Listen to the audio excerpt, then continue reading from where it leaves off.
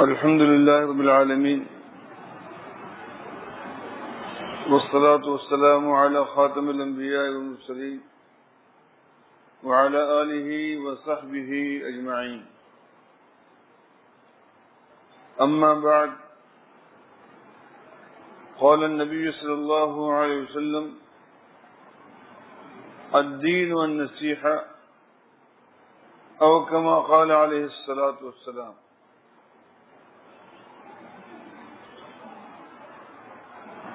میرے نہایت قابل قدر بزرگوں، اللہ تبارک و تعالی کا بہت بڑا فضل ہے، کرم ہے کہ اس کی توفیق سے ہم لوگ دینی مجالس میں شریک ہوتے ہیں، اور دینی مجالس کی اپنی برکات ہوتی ہیں، اور یہ ہمیشہ کے لیے ہم یاد رکھیں کہ صحبت اچھی ہو یا بری، صحبت مؤثر ہوا کرتی ہے۔ اچھوں کے صحبت میں آدمی رہے تو آدمی اچھا بنتا ہے، بروں کی صحبت میں اگر آدمی رہے تو وہ برا بنتا ہے۔ آپ مٹر کو دیکھیں، مٹر کے دانے سبز ہوتے ہیں، مٹر کے دانے کے اندر سے جو کیڑا نکلتا ہے وہ کس رنگ کا ہوتا ہے؟ وہ بھی سبز ہوتا ہے، اسی یہ بھی ہرا وہ بھی ہرا۔ اور اسی طریقے سے گھاس کے اندر جو ٹڈی پیدا ہوتی ہے وہ ٹڈی بھی سبز اور ہرے رنگ کی ہوتی ہے۔ اصول یہ ہے اتباع سراقہ، طبیعتیں چور ہوتی ہیں، طبیعتیں چور ہوتی ہیں۔ الطبع یسرق من الطبع وهو لا يدري، ایک طبیعت دوسرے طبیعت سے چوری کر رہی ہوتی ہے، وهو لا يدري، غیر محسوس طریقے سے۔ آپ گرم پانی فریزر میں رکھ دیں اور 1 گھنٹے کے بعد آپ چاہیں کہ اس گرم پانی کو نکالیں، آپ مجھے بتلائیے فریزر میں رکھنے کے بعد وہ گرم پانی گرم رہے گا؟ کیا ہوگا؟ برف بن جائے گا، برف بن جائے گا۔ اور فریزر سے برف نکال کر آپ باہر دھوپ پہ رکھ لیں، آپ مجھے بتلائیے برف ہونا اس کا باقی رہے گا؟ اسی کہ باہر کا ماحول گرم ہے تو برف آہستہ آہستہ آہستہ آہستہ پگھل جائے گا۔ اچھا، یہ بدیہی چیزیں، ان کو سمجھنے سمجھانے کے لیے کسی بڑی عقل کی ضرورت نہیں، یہ صحبت کی تاثیر ہے، صحبت کی تاثیر ہے۔ لوہے کو آپ دیکھیں، لوہا سخت ہے اور لوہے کا رنگ بھی آپ کے ذہن میں ہے، لیکن لوہے کو اگر آگ میں ڈالا جائے، لوہے کو اگر آگ میں ڈالا جائے اور 1 گھنٹے کے بعد اس لوہے کو آپ نکالیں، آپ مجھے بتلائیے آگ کا اثر اس پہ ہوگا نہیں ہوگا؟ سرخ ہوگا۔ جیسے آگ سرخ ہے، یہ لوہا انگارے کی طرح سرخ ہوگا۔ نمبر 2، آگ گرم ہے تو یہ لوہا بھی گرم ہوگا۔ یہ صحبت کی تاثیر ہے، صحبت کی تاثیر ہے۔ تابعین میں سے بہت سو کے واقعات میرے سامنے ہیں، جب وہ اپنے شہر سے کسی دوسرے شہر میں تشریف لے جاتے رہنے کے لیے یا کچھ وقت گزارنے کے لیے، تو دعا کرتے، اے اللہ مجھے اچھی صحبت عطا فرما، اے اللہ مجھے اچھی صحبت عطا فرما، کسی اچھے عالم دین سے میری ملاقات کرا، کسی نیک آدمی سے میری ملاقات کرا۔ دعا قبول ہوتی اور جب ملاقات ہوتی تو یہ ان سے کہہ دیتے کہ آپ میری دعاؤں کا نتیجہ ہیں۔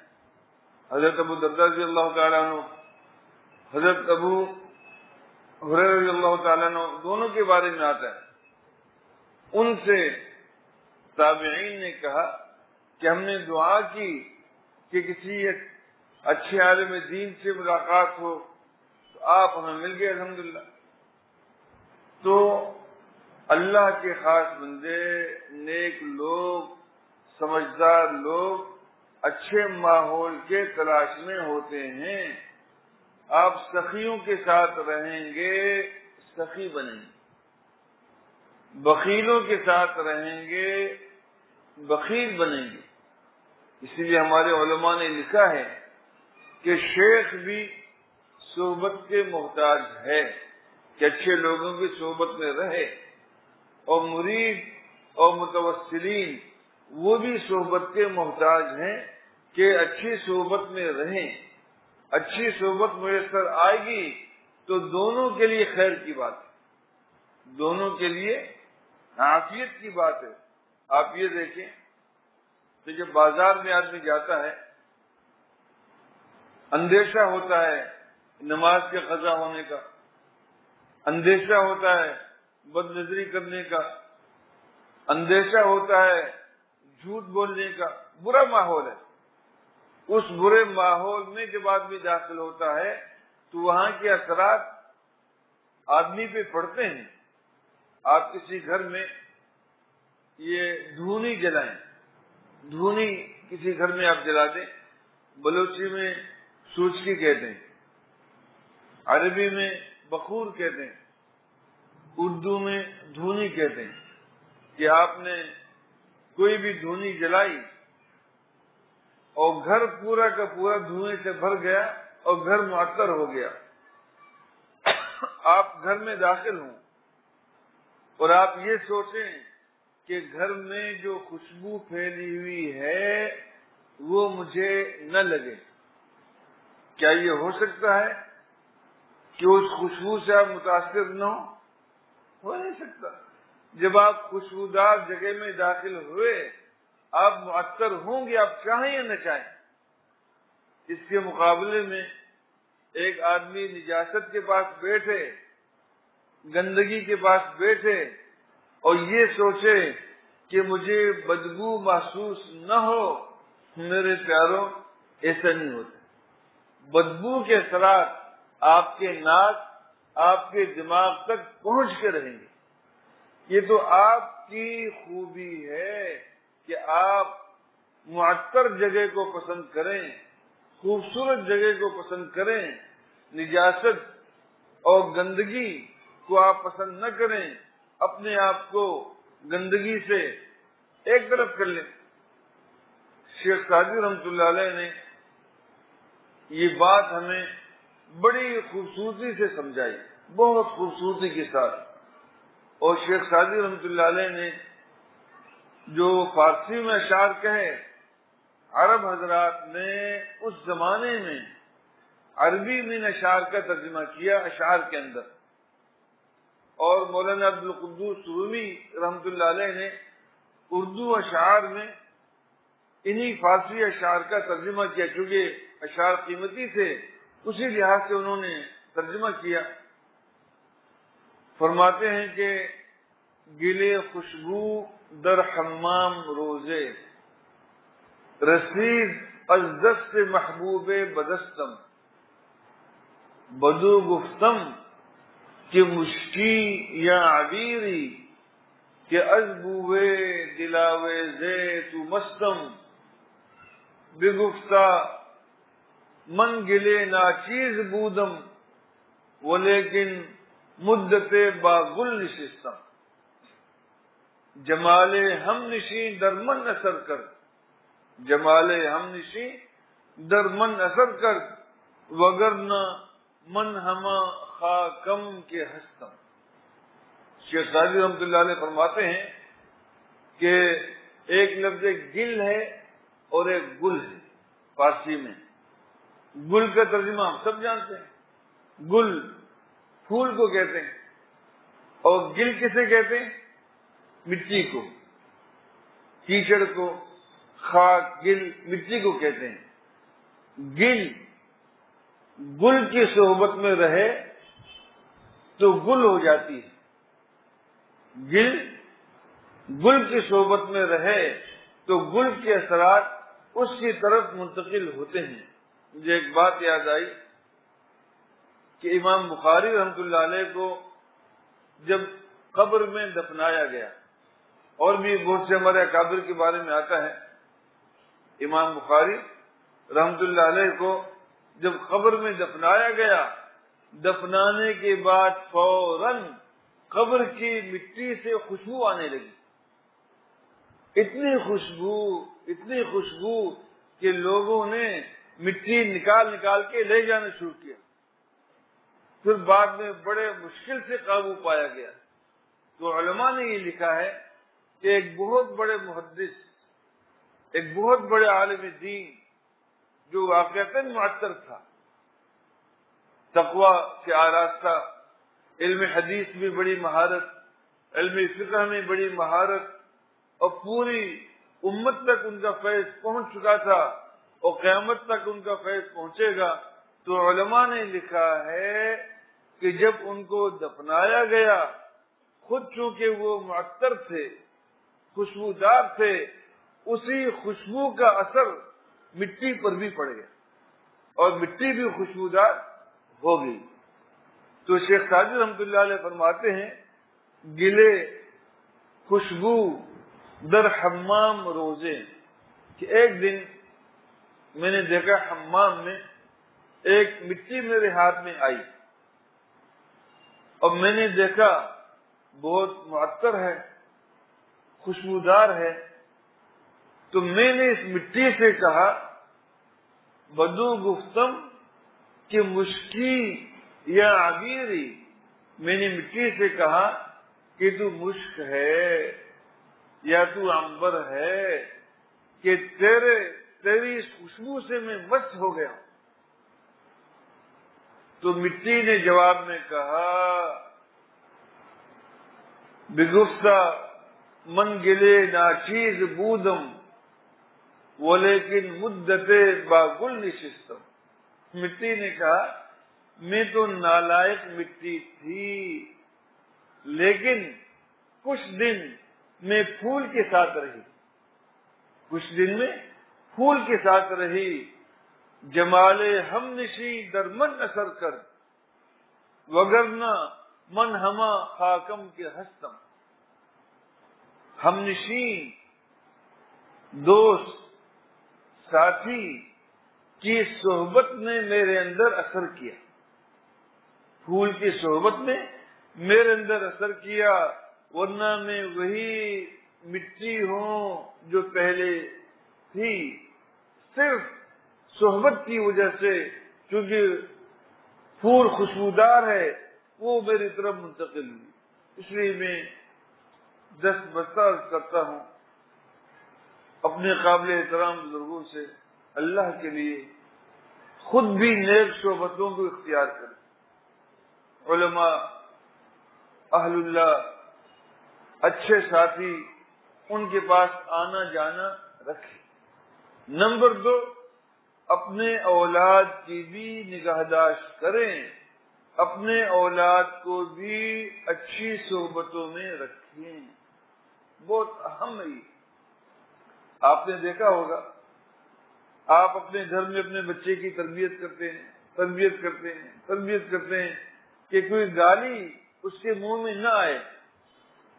وہی بچہ 2-4 گھنٹوں کے لیے محلے کے بچوں کے ساتھ کھیلتا ہے اور محلے کے بچے تربیت یافتہ نہیں ہوتے، در حقیقت آپ اس کو بری صحبت کہہ سکتے ہیں.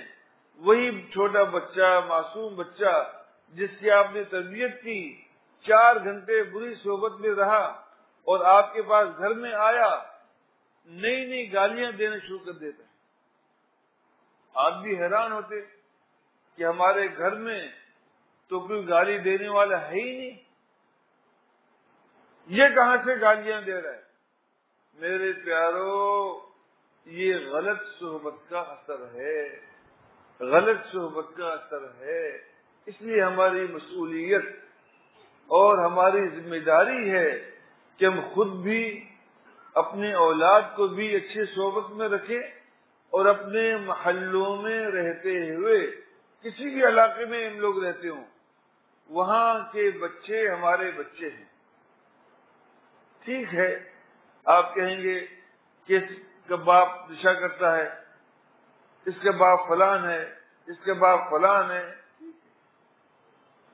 آپ تو نیک آدمی ہیں، آپ تو شریف آدمی ہیں، آپ باشعور آدمی ہیں، تو آپ کو چاہیے کہ آپ ان کی اولاد کو اپنی اولاد سمجھیں، ان کے بچوں کو آپ اپنے بچے سمجھیں، اور جیسے آپ اپنے بچوں کی تربیت کرتے ہیں بالکل اسی طریقے سے آپ ان کے بچوں کی تربیت کریں۔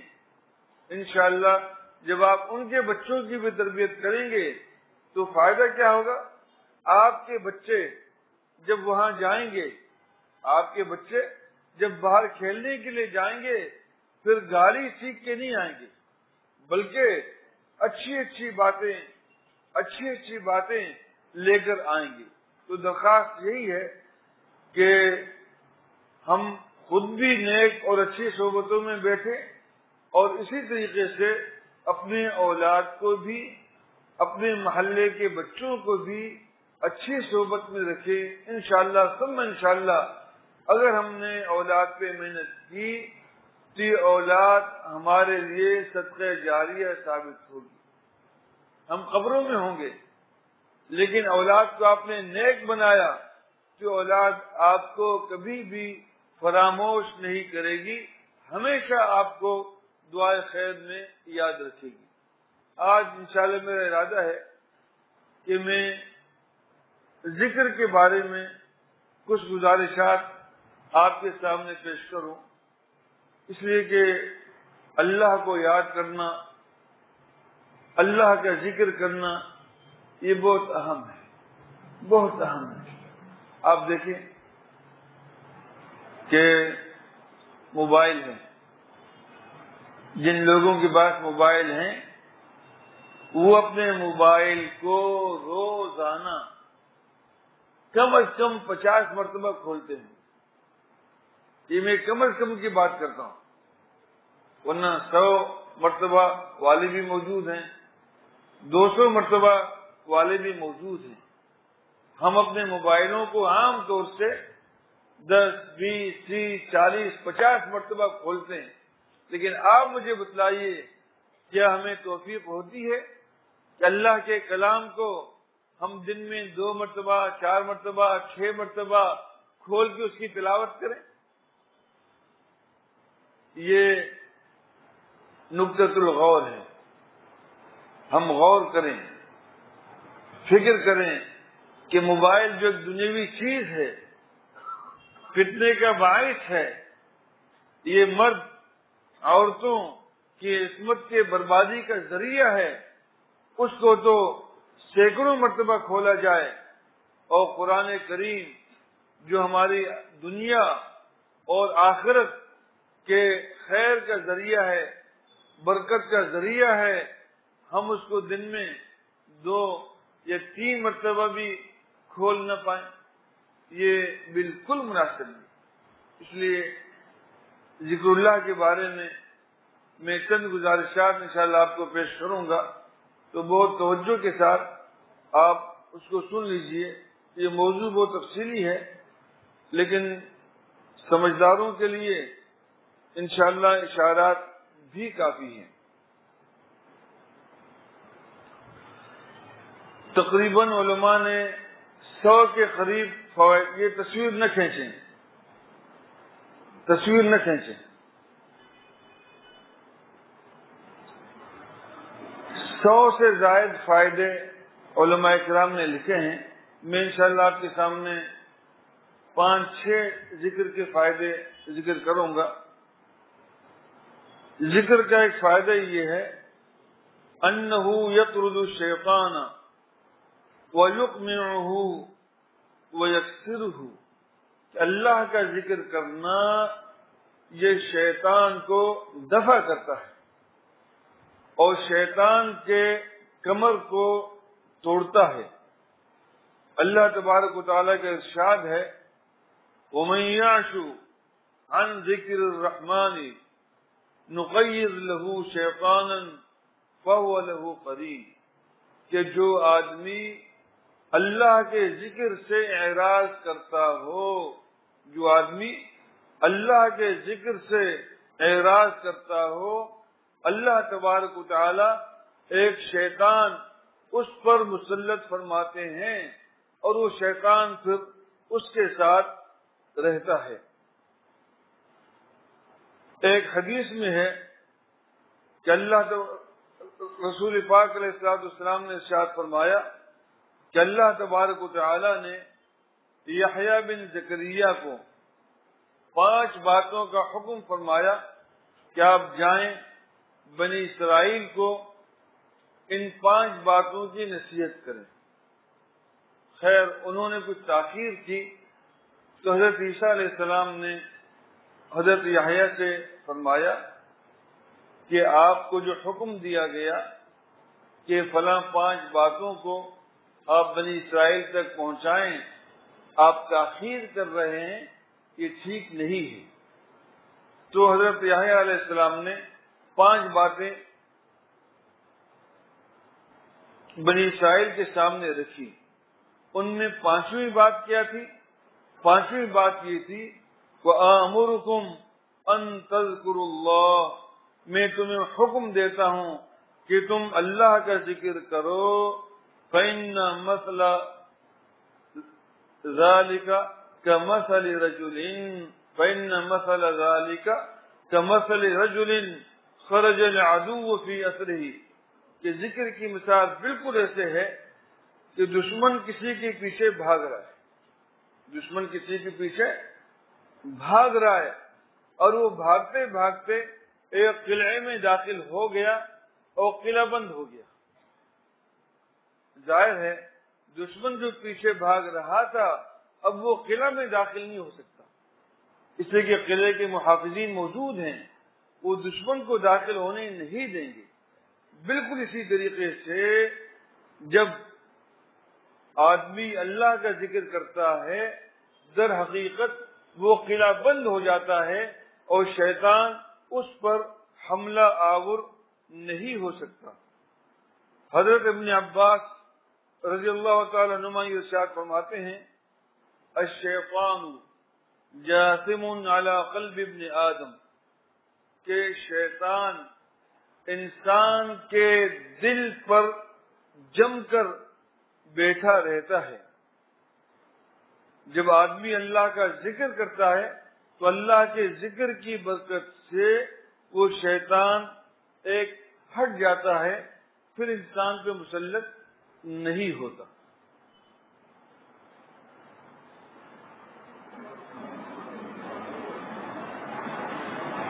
اصل میں مجھے کچھ نکاح والے ساتھی نظر آ رہے ہیں، اس لیے کہ میرے علم میں نہیں تھا کہ یہاں نکاح بھی ہے، ورنہ اسی لحاظ سے ہم لوگ ترتیب بناتے ہیں۔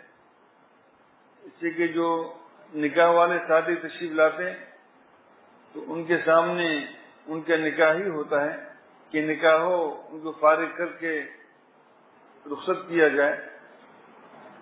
اچھا، ان کے علم میں یہ بات نہیں ہے کہ جمعے کے دن مغرب کے بعد یہاں مستقل بیان ہوتا ہے۔ اچھا، وہ بھی معذور ہیں، ان کو کسی نے بتلایا نہیں ہوگا، اور ہمیں بھی احساس ہو رہا ہے کہ اس لیے کہ ہمارا بیان تو تقریباً پورے گھنٹے کا ہوتا ہے، اب ان حضرات کو پورا گھنٹہ رکوانا وہ بھی ہم بہتر نہیں سمجھتے، تو آپ حضرات اگر اجازت دیں ہم اپنی بات کو انشاءاللہ آئندہ ہفتے مکمل کر لیں گے، ٹھیک ہے انشاءاللہ۔ اپنے آنے والے جو مہمان ہیں ان کی رعایت میں اپنے بیان کو موقوف کر لیتے ہیں اور نکاح پڑھا کہ انشاءاللہ پھر کریں گے. الحمدللہ رب العالمین والصلاة والسلام علی خاتم الانبیاء والمرسلین وعلی آلہ وصحبہ اجمعین. اللہم بارک لہما وبارک فیہما واجمع بینہما بخیر. اللہم بارک لہما واجمع بینہما کما بارکت وجمعت بین سیدنا محمد صلی اللہ علیہ وسلم وبین سیدتنا خدیجة الکبریٰ رضی اللہ تعالی عنہا. اللہم بارک لہما واجمع بینہما کما بارکت وجمعت بین سیدنا محمد صلی اللہ علیہ وسلم وبین سیدتنا عائشہ رضی اللہ تعالی عنہا. اللہم بارک لہما واجمع بینہما کما بارکت وجمعت بین سیدنا محمد صلی اللہ علیہ وسلم وبین ازواجہ الطاہرات الطیبات المطہرات. اے اللہ نکاح کی اس مجلس کو شرف قبولیت سے نواز دے. اے اللہ نہایت بابرکت فرما اور جانبین کے لیے خیر کا باعث اور برکت کا باعث بنا اور جانبین کو ہر قسم کی نعمتوں سے مالا مال فرما اور جانبین کو ہر قسم کے شرور اور فتن سے محفوظ فرما، ہر قسم کی آفتوں اور بلاؤں سے محفوظ فرما. اے اللہ ہم سب کو توفیق عطا فرما کہ ہم سارے اپنے بیوی بچوں کی صحیح تربیت کرنے والے بنیں اور ان کے حقوق کو صحیح طریقے سے ادا کرنے والے بنیں. اے اللہ جو بیمار ہیں ان کو شفائے کاملہ عاجلہ عطا فرما اور جو مقروض ہیں ان کے قرضوں کی ادائیگی کی صورتیں پیدا فرما. اے اللہ وہ ہمارے بیٹے اور بیٹیاں جو بغیر نکاح کے اپنے گھروں میں بیٹھی ہوئی ہیں، اے اللہ محض اپنے فضل و کرم سے ان کے لیے مناسب اور بہتر رشتہ اے اللہ آسان فرما دے. اے اللہ جو مرحومین مسلمان اور مرحومین دنیا سے جا چکے ہیں ان کی مغفرت فرما، ان کے درجات کو بلند فرما اور اعلی علیین میں ان کو بلند مقام عطا فرما اور جنت الفردوس میں بغیر حساب و کتاب کے ان کو داخل فرما. اے اللہ ہماری دعاؤں کو اپنے فضل و کرم سے قبول فرما. ربنا تقبل منا انك انت السميع العليم وتب علينا انك انت التواب الرحيم. وصلى الله تعالى وسلم على خير خلقه محمد وعلى آله وصحبه اجمعين برحمتك يا ارحم الراحمين.